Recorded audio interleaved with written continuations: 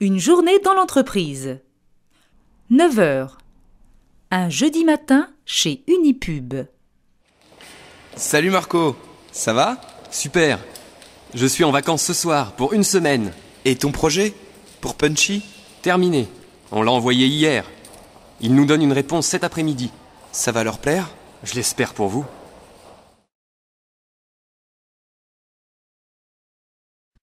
10 heures. Marco, je dois te parler de Charlotte. On déjeune ensemble demain? Demain à midi, je serai à la campagne. Dans ta maison de Normandie? Oui, je prends une semaine de congé. Qu'est-ce qu'elle a, Charlotte? Elle voudrait voir son papa plus souvent. Quand je reviens, je la prends le premier week-end. Dis-lui, c'est promis. 11 heures.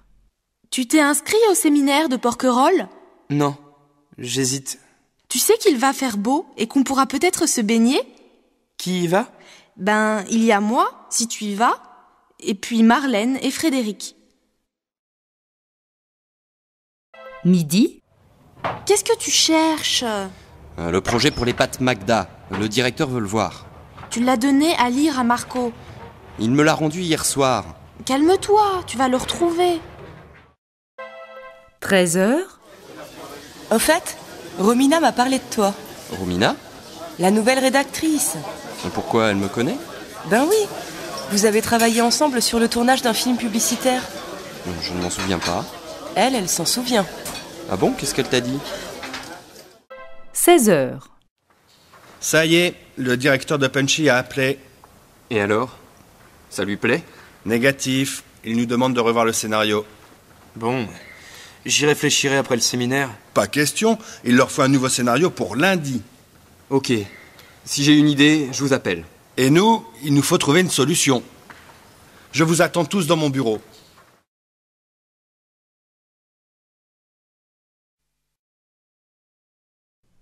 Lundi matin, chez Unipub, Romina vient de présenter son projet.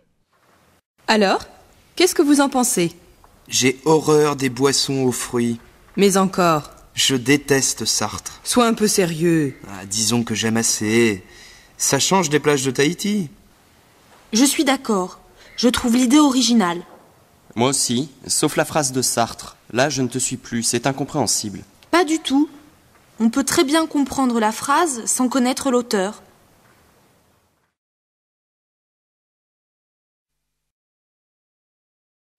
Le directeur d'Unipub et son assistante comparent 2 candidates au poste de responsable des relations internationales. Notez les informations et les points de comparaison. Elle a l'air bien, Eugénie Petit. Elle a 40 ans. Elle a été 6 ans responsable des relations internationales chez Doucet Communication. Elle a de l'expérience. Birgit Claes a 10 ans de moins. Oui, mais Eugénie Petit est mariée. Elle a un enfant. Pour les voyages, c'est pas l'idéal. Son fils a 15 ans et son mari est médecin. Ça ne l'empêchera pas de voyager. Voyons, Birgit Claes a fait l'école d'interprète de Genève et Eugénie Petit. Elle a une licence d'espagnol, une d'italien, un diplôme de l'université de Cambridge. Elle a passé 5 ans en Angleterre. Elle parle et elle écrit l'anglais, l'espagnol et l'italien. Birgit Claes parle et écrit l'allemand et l'anglais. Elle parle aussi le japonais et un peu l'arabe. Bon, elle n'a pas l'expérience professionnelle de Madame Petit, mais elle a beaucoup plus voyagé. Regardez, séjour au Japon, elle a travaillé 1 an en Égypte. En fait, toutes les deux ont un bon CV.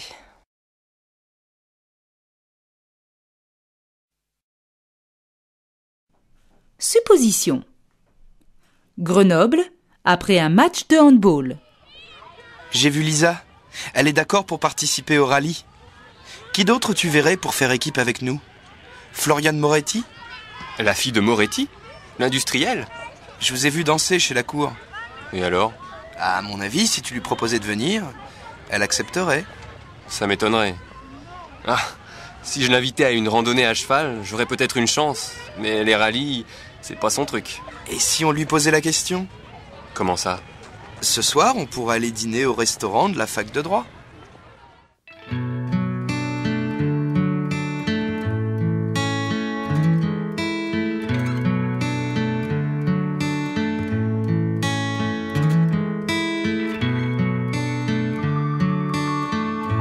Comment revoir Arthur?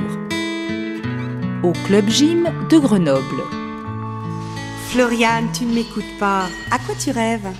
Tu sais, l'autre jour, chez la cour, j'ai rencontré un type super sympa, mignon en plus. Tu as ses coordonnées? Non, mais il s'appelle Arthur, et c'est un copain de Dylan. Je me demande s'il se souviendrait de moi. On pourrait l'inviter ce week-end. Chez Patrick, dans le Vercors? Non, il ne connaîtrait personne. Et puis, tu vois, je ne veux pas faire le premier pas. Et si on restait à Grenoble ce week-end? Pourquoi ne pas essayer de...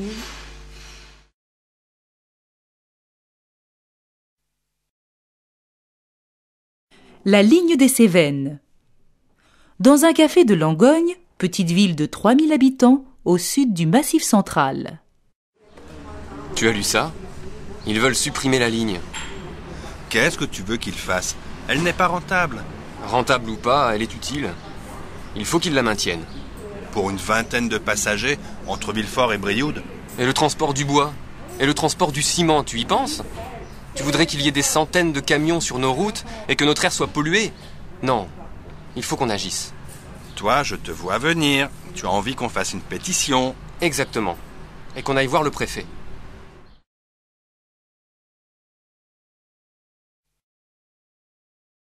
Difficile à convaincre.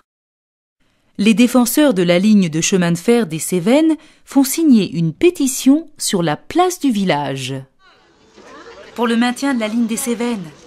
Allez, monsieur Pujol, votre signature, nous en avons besoin. Oh, moi, vous savez, votre pétition, je m'en moque. La ligne, je m'en passerai. Comment ça? Quand vous allez voir votre fils à la Bastide, vous ne prenez pas le train? Oh, je n'y vais plus. Il habite Marseille maintenant. Mais cette ligne va manquer à des tas de gens comme vous. Oh, ils prendront le car. Et tous ces camions de bois qui vont passer devant chez vous, vous y avez pensé? Ça va en faire du bruit. Je m'y habituerai. J'en doute. Nous en reparlerons, monsieur Pujol.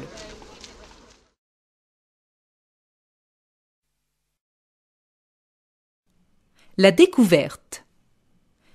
18 septembre. Sur le chantier de fouilles archéologiques de Chavigny, dans le Massif central. Roxane, viens voir. Regarde ces inscriptions. Qu'est-ce que ça peut être? C'est curieux. Ce n'est pas du latin. Il ne semble pas que ce soit du grec. Ça a l'air plus ancien. On dirait une des tablettes trouvées à Glozelle. Ça y ressemble. Dis donc, j'ai l'impression qu'on va devenir célèbre. À l'Institut d'archéologie. Vous avez lu le journal? Il paraît qu'on a découvert une nouvelle tablette de Glozelle. Vous y croyez, vous?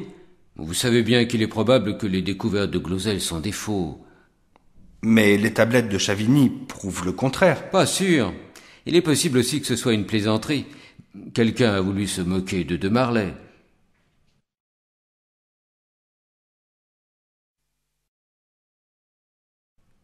Le suspect. Victor de Marley et son assistante ont appelé la gendarmerie. Vous soupçonnez quelqu'un? Un collègue jaloux, un étudiant mécontent? Vous savez, ici, il y a 10 étudiants, mon assistante et moi. Je connais tout le monde. Vous oubliez Tony Richard. Ah, oui. C'est un étudiant que nous avons renvoyé. Pour quelle raison? Pour son incompétence. Et aussi parce qu'on avait des doutes sur son honnêteté. Expliquez-vous. Un jour, on a trouvé des pièces archéologiques dans sa chambre. Il a dit qu'il voulait les photographier. Il y a combien de temps que vous l'avez renvoyé? Ça fait 10 jours. Et il est resté longtemps ici? 15 jours, à ne rien faire. Vous l'avez revu depuis? Il revient de temps en temps. Il a des copains ici. Je pourrais les voir.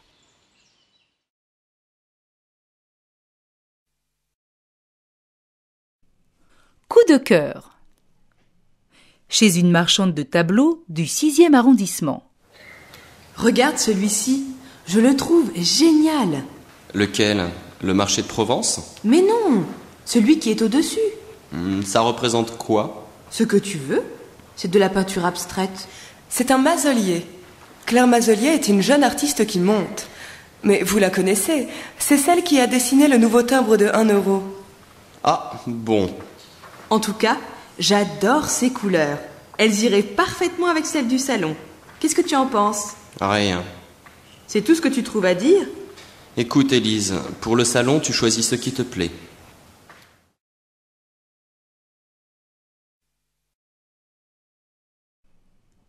De surprise en surprise. Le 25 mai à 21h, chez Élise et Franck, les invités sont nombreux. Ils te l'ont montré, Quoi? leur nouveau tableau.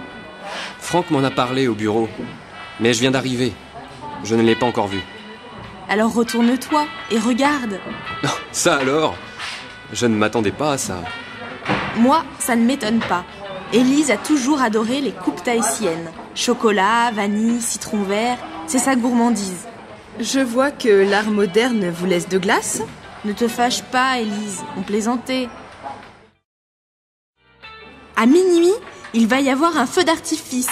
Ils te l'ont dit? Non. Élise me surprendra toujours. Et attends, il paraît qu'elle a prévu des tas de surprises.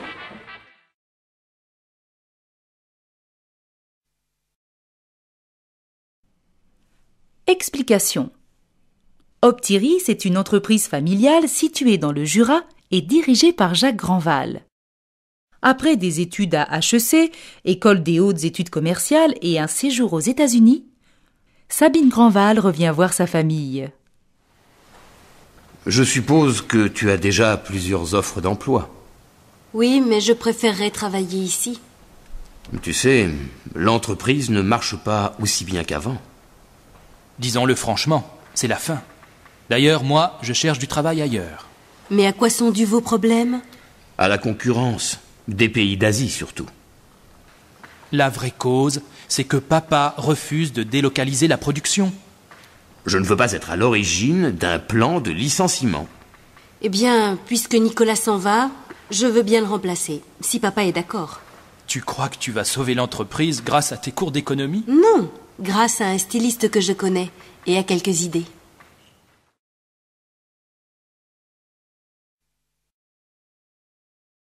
Nouvelles inquiétudes. L'entreprise Optiris. Dans le bureau du styliste. Je te dérange? Pas du tout, entre. Oh, toi, il y a quelque chose qui ne va pas. Luigi, je suis inquiète. Tu as tort, je viens de parler à 2 distributeurs. Nos nouvelles lignes marchent très fort. Le problème n'est pas là. Hier soir, j'ai rencontré le directeur de Visio, chez les Lacroix. Il souhaite nous racheter. Tu l'as dit à ton père? Je n'ose pas. J'ai peur qu'il accepte. Ne t'en fais pas. Je vais aller le rassurer sur nos ventes. Tu lui parleras après. Et les syndicats, ils sont au courant? Oh, il n'y a rien à craindre de ce côté-là.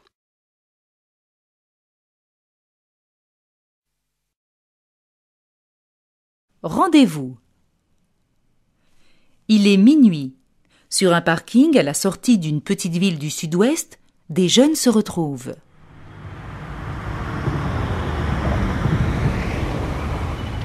Hyper top la voiture, c'est la tienne? Oui, cadeau de mes parents pour ma réussite au DUG. C'est pas les miens qui feraient ça, même pour mon doctorat. Les miens ont du fric, les tiens sont sympas. C'est à équilibre. Alors, où est-ce qu'on fait la fête? Au Clos Gaillard. C'est à 5 km. Mais le Clos Gaillard, je connais. Ça appartient au docteur Péruzet. Et alors? Il possède la moitié du village. D'ailleurs, c'est sa fille qui nous a indiqué l'endroit où on pouvait organiser la fête techno.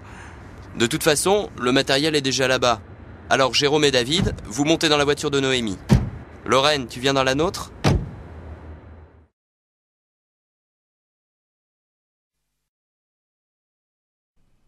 Vous n'avez pas le droit. Il est 1h du matin. Au Clos Gaillard, la fête techno a commencé. Des centaines de voitures arrivent. Le propriétaire du Clos Gaillard a été averti. Qu'est-ce que vous faites? Il est interdit de s'installer ici. On n'a plus le droit de s'amuser? Il y a des endroits pour ça. Mais qu'est-ce que ça peut vous faire? Ces champs ne sont pas cultivés. Nous sommes loin de tout. De quoi avez-vous peur? D'être obligé de nettoyer pendant un mois. On vous promet qu'on nettoiera.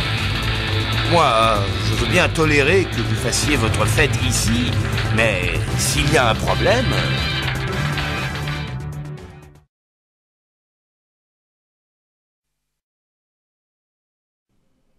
Un chercheur. Adrien Demange est chercheur au Centre de recherche en génétique des végétaux. Il donne aussi des cours à l'université. Il est 22 heures, il rentre chez lui. Excuse-moi, je suis en retard. J'ai l'habitude. Toujours tes expériences sur les champignons? Ben oui, toujours. Il y a quelque chose à manger? En cherchant bien dans le frigo. Tu dois trouver un reste de poulet. Oh, tu as l'air fâché. Adrien, ce n'est pas en travaillant jusqu'à 10 heures du soir pour Ménadier que tu deviendras chef de service. C'est en faisant quoi alors? En refusant de travailler sur les articles de Ménadier et en publiant sous ton propre nom. Tu es son assistant, tu n'es pas son esclave. Oui, mais tout ça est bientôt fini. Paul Pignon prenant sa retraite en juin, c'est moi qui dois lui succéder. Ne vends pas la peau de l'ours avant de l'avoir tué.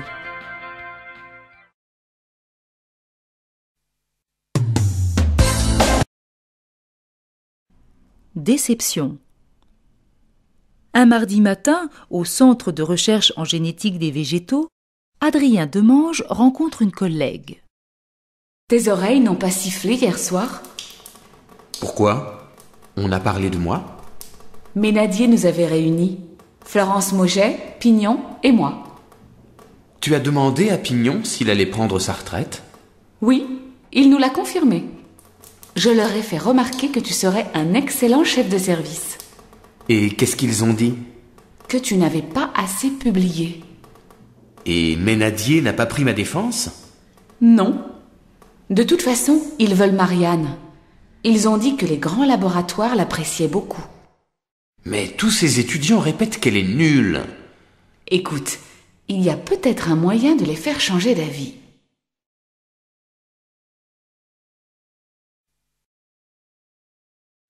Motivation. Jeudi 20 juin, 11 h, à la faculté de droit de Bordeaux. Les résultats des examens de licence sont affichés. Alors, tu as réussi? Non, mais j'ai failli, hein. J'ai eu 9,5 sur 20. Qu'est-ce qui n'a pas marché?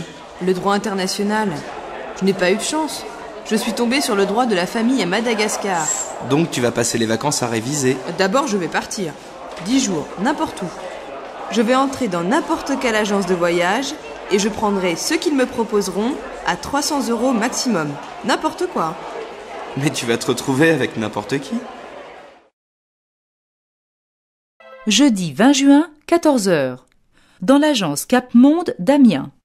Je suis désolée. Comme randonnée, il ne nous reste que le Pays Basque. Mais c'est assez sportif. Ça m'est égal. Jeudi 20 juin, 15 h, dans un café de Rennes. Moi, les nanas, je ne les trouve ni sur les plages, ni dans les boîtes de nuit. Ah bon? Et c'est quoi ton truc? La randonnée. Jeudi 20 juin, 23 h, à la fête annuelle du club de handball de Grenoble. Et maintenant, nous allons tirer au sort les gagnants de notre loterie. Premier prix, une randonnée pour 2 au Pays Basque.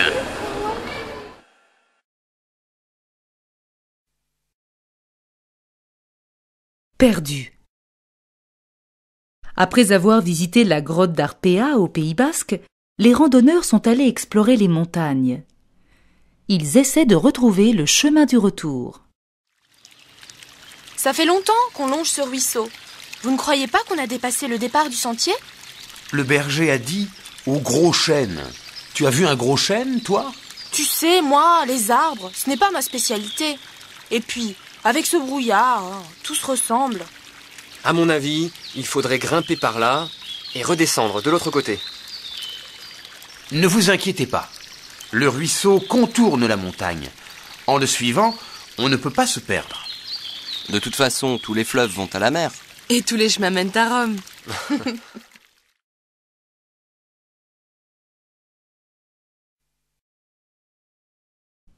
Projet. À quelques kilomètres du bord de mer, dans le Languedoc, non loin du village de Plesson, Béatrice Larocque et Michel van der Velt discutent d'un grand projet. Béatrice Larocque est promoteur immobilier et Michel van der Velt représente une banque d'affaires belge. Vous voyez ces terrains, au bord de l'étang ? Là, dans 3 ans, nous aurons construit notre village aéroport. À condition que vous participiez, bien sûr. Quand ces terrains seront-ils à vous ? Dans 10 jours, j'aurai signé avec le propriétaire. C'est parfait. Dès que nous aurons reçu les titres de propriété, nous créerons la société Village Aéroport. D'ici là, j'aurai obtenu le permis de construire. Vous ne craignez pas des oppositions ?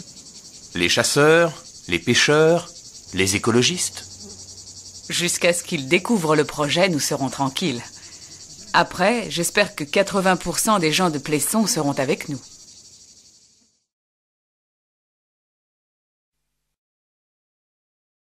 Critiquer. Le village aéroport 2. Critique. Le village aéroport est construit. Bien que ce soit un succès, il a tout de même des opposants.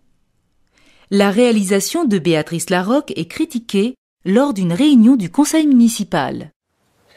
Personnellement, je ne pense pas que le village aéroport ait été une bonne chose pour Plesson. J'attends vos arguments. D'abord, je constate que les avions passent au-dessus de Plesson, alors que vous nous aviez assuré du contraire. Ça peut arriver, quand le vent vient du sud. Je crains que vous n'ayez pas remarqué que c'est presque toujours le cas.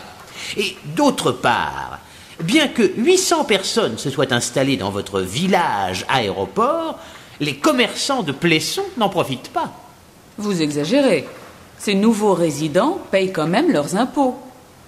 Même s'ils vont rarement chez les commerçants de Plesson, ils ont tout de même permis de créer 60 emplois à plein temps.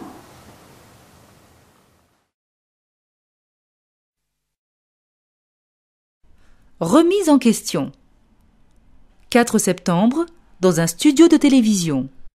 À la fin de l'émission Tour de table, qui vient de reprendre après 2 mois d'interruption en été. On a fait combien d'audience ? 10%. C'est 5% de moins que l'an dernier. Il n'y a pas de quoi triompher. Si on avait gardé Philippe Laurent comme animateur, on aurait fait un meilleur score. Pas sûr. Il fallait donner un coup de neuf à Tour de table. Ce n'est pas l'animateur qu'il aurait fallu changer. C'est l'émission. Elle a raison. Les gens en ont assez d'entendre parler de leurs problèmes. On dit qu'avec Débat, TV4 aurait perdu 4%. Ça montre bien que les téléspectateurs commencent à s'ennuyer avec ce type d'émission. Nous aurions dû leur présenter du positif. Pas des stars, des gens comme tout le monde, mais qui sont heureux de vivre. Supposons qu'on puisse le faire. Qu'est-ce que vous proposeriez ?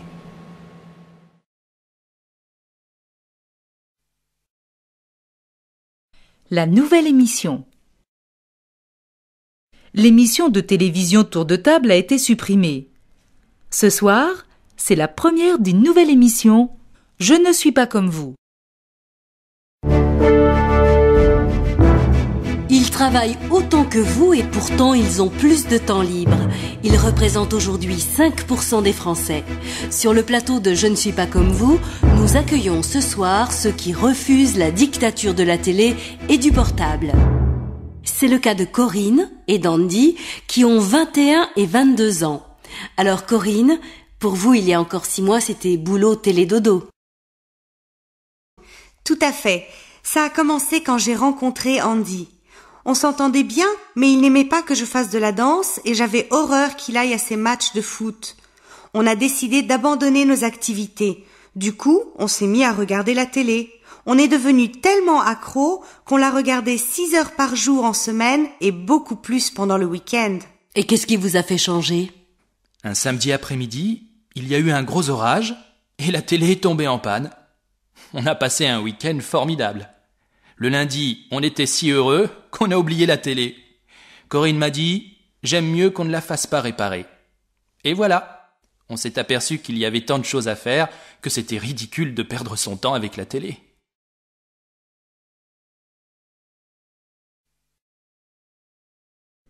Un petit service. À Paris, le metteur en scène Patrick Marin a rencontré une amie. Au fait, Patrick, tu pourrais me rendre un petit service? Ça dépend de ce que tu veux. Si c'est de l'argent, n'y compte pas. J'ai mis toutes mes économies dans mon nouveau spectacle. C'est pour ma fille, Valentine. Elle adorerait faire du théâtre. Tu n'aurais pas un petit rôle pour elle? Non, je regrette. Pour l'avare, nous avons choisi les acteurs. Tant pis, ce sera pour une autre fois. À moins qu'un petit travail d'assistante lui convienne. J'ai besoin de quelqu'un pour les accessoires, à condition qu'elle soit un peu débrouillarde. Tu peux lui faire confiance.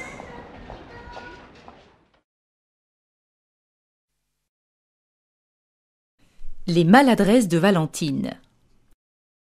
Au théâtre, pendant la répétition générale de l'Avare de Molière, mise en scène par Patrick Marin. Qui a fermé le rideau avant la fin? Je n'y suis pour rien. Excusez-moi, c'est de ma faute. C'est une plaisanterie.